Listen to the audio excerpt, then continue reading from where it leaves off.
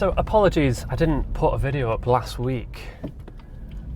The weather was an absolute joke, so couldn't really upload anything. I wanted to drive this car, and in snow, just not a good idea. Sometimes it's not even a good idea in any condition, because I've been led to believe that these cars can be quite mental.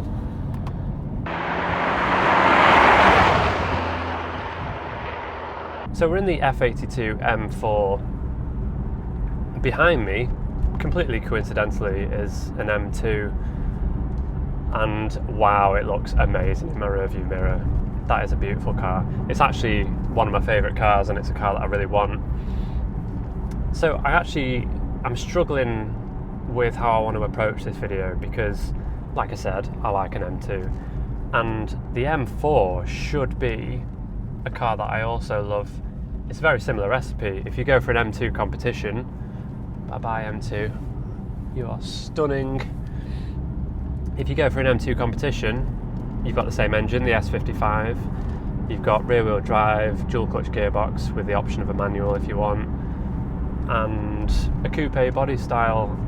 And I think I still prefer the M2, but I'm going on this drive to try and understand whether this could be an option as well, because it's really good value. The recipe, you already know, don't you? It's the S55, 3-litre twin turbo up front, rear wheel drive, dual clutch gearbox, 424 horsepower, just over 400 pounds-feet of torque, which is quite a lot. It's quite a defining feature actually of this car, and a lot of pace. We used to have an E60 M5 in the family, and that could do 0 to 100 in 10 seconds, just under 10 seconds. This will do it in 9, and if you've ever been in an E60 M5 with that V10 engine, when it's full chat, it is one of the fastest things I've ever come across. So for this to be quicker, it's insane. It's a mad thought. From what I've read about the M4, I've heard that they're quite feisty. It's got a load of torque, obviously it's a twin turbo, it's got a load of boost, and I think it's something you really need to respect and keep on top of. I don't know if anyone's seen the video in the social media this week. A Ferrari F40 was pretty much written off on UK roads, and you can see, if you look at that, I'll try and put a clip in now if I'm allowed to, but you get this kind of loss of control, this wheel spin, which is really difficult to manage. Basically, when it breaks traction, sometimes if the tyres are still digging in for grip, you can kind of like play around with the steering a little bit, just control like the wiggling of the hips. But there's another certain type of losing control where the tyres just go from you, they just get swept from underneath you, and the only way to control it is to lift off the throttle and just hope that the front tyres can grab at some point and let the back step back in line. But sometimes it's just not possible. The car's gone, it's in the hedge, and that's what I fear with this car. So let's just try this car, a bit of performance. It's just warned me that the outside temperature is 3 degrees, so I need to be careful.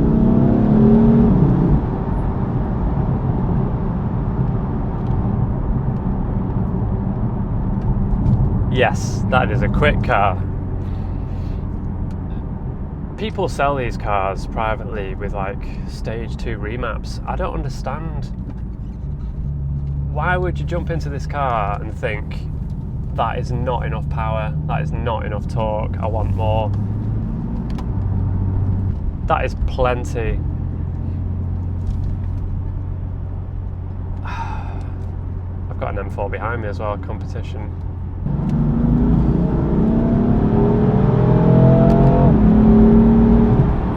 Whoa! Oh my god, that is fast.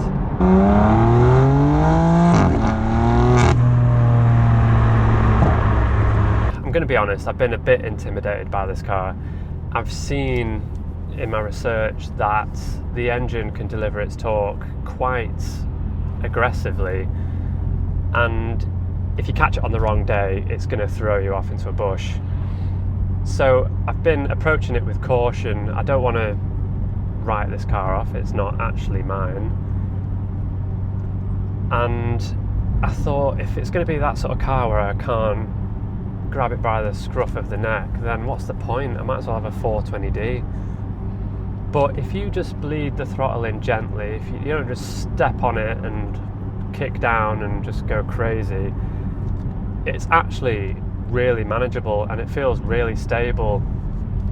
So I'm going to give it a big plus point for that. Something that I didn't expect. And you know, if I'm going to have an M4, I want to occasionally give it a good squirt down a country road. So yeah, you just let the boost build up, and the numbers on the head-up display in front of you just grow and grow and grow. The head-up display is so useful in this. We had a manual one and it didn't have head-up display, and I think it makes such a big difference because you don't have to be looking down all the time. And it gives you the revs, it gives you the gear, just the key information that you need if you're going to drive enthusiastically. This M4's given me something to think about. It's up my arse. I'm not going to play ball, mister, you can back off. The car is quite customisable. There's quite a lot of buttons down here for changing the characteristics of the car. There's actually 1, 2, 3, 4, 5 buttons. 1 for traction control off, we'll leave that. And then 3 here for engine response, suspension and steering. And you can configure them independently, which is really nice. And then there's 1 for shift speed, which I just leave in slow. And then a really genius touch are these M1 and M2 steering wheel buttons. So you can program the car how you want it. And this is a sort of car where you have to spend a bit of time programming it, because when I first jumped into this car, it was a bit of a pain in the arse. It was a bit too keen to move off, like sometimes the steering was quite heavy. I didn't really know where I was with it, so I had to pull over, sort of fine tune it to what I think I wanted, chop and change a little bit during journey. And I think I found a good setup now where the car is quite docile, and if I press M2 or M1 I think it is, which is the fast one, the car livens up quickly, which is really nice if you're at the traffic lights and you can tell that someone's like challenging you, they're edging forward or looking over. It's nice to just like covertly just press a button on the steering wheel and then rip their face off. So it's a great car. I like the fact that it's more approachable than I thought it was going to be. I thought it was going to be a car which I'd be too intimidated by and I wouldn't drive it in a manner which is enjoyable. And that would defeat the object of an M car, wouldn't it? So it's not as snappy as I thought it would be. It rides really well. I think this interior is really nice. It's classic BMW. A lot of the switchgear is just carried over from the range at the time, the 1 Series, the 3 Series, some of the 5 Series. And I do maintain that this steering wheel is one of the best of its generation. The design is just perfect. It's got this quite small airbag unit. A lot of people complain that the steering wheel itself was too thick, but I have massive hands, so it's perfect for me. I think they actually designed it for my banana hands. So I love this cabin. I think it works really well. It's quite intuitive. I think the C-Class interior, which is the obvious rival, the C63, is looking a bit dated now. When it first came out, it was quite sort of svelte and there's a nice curvature to it, like the nice circular air vents. But I think it's dated a little bit now. Sorry, Dad, you've got a C-Class. Whereas this, it's not as pretty, but it's more functional, and I think it's aged better. Plus, it has some lovely carbon touches to it, which lift it completely for me, and some extended leather.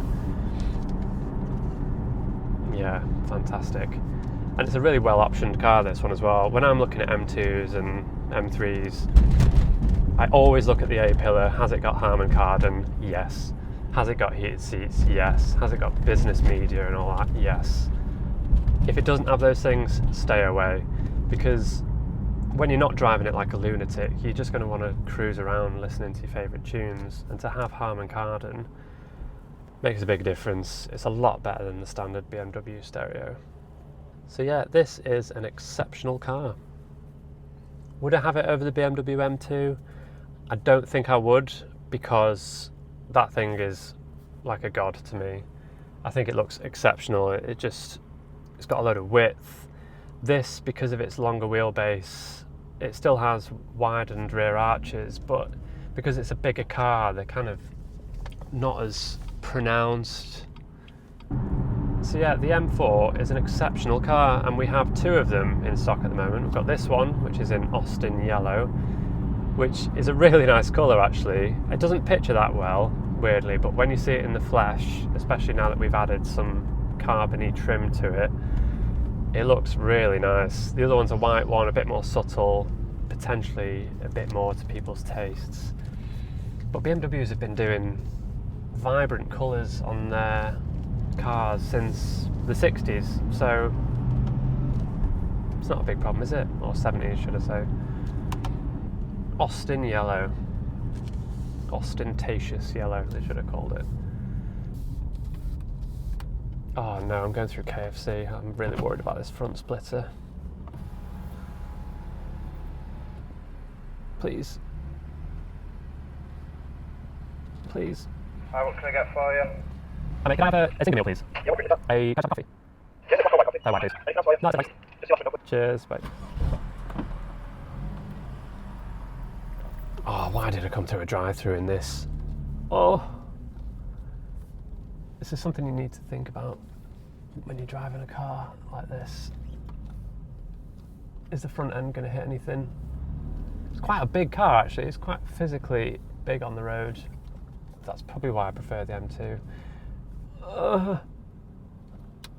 Help. Right, I just need to pay. So disconnect you. One thing I wanted to touch upon was fuel economy. I've got it up here, but it's giving it me in litres per kilometres, which is a silly way for the UK. MPG. Okay, so averaging 24.2 MPG, which is all right, you know. Let's try and reset it. Right, I'm resetting it. I'd quite like to know what it's like on the motorway, but I once drove. Oh, I'm kind of in the road here. Please.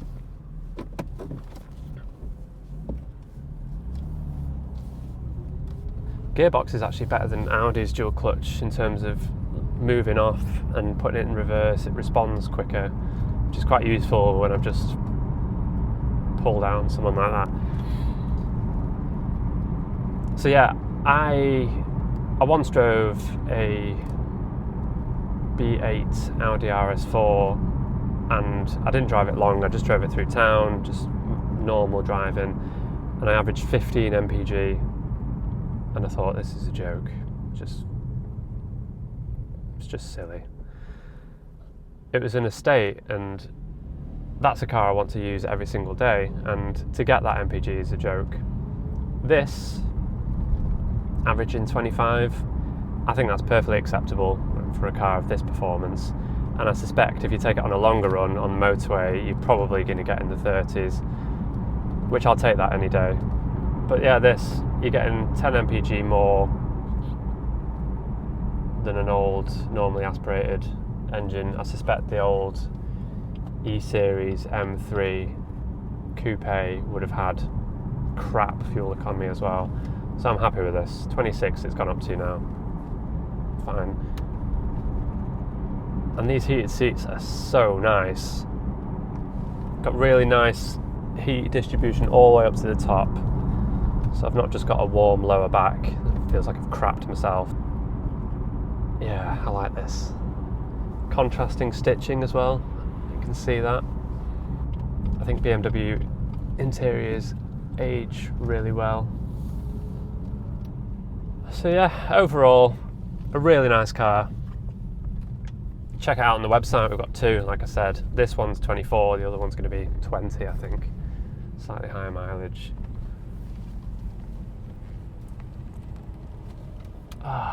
See you next week, hopefully, if I can pull my finger out.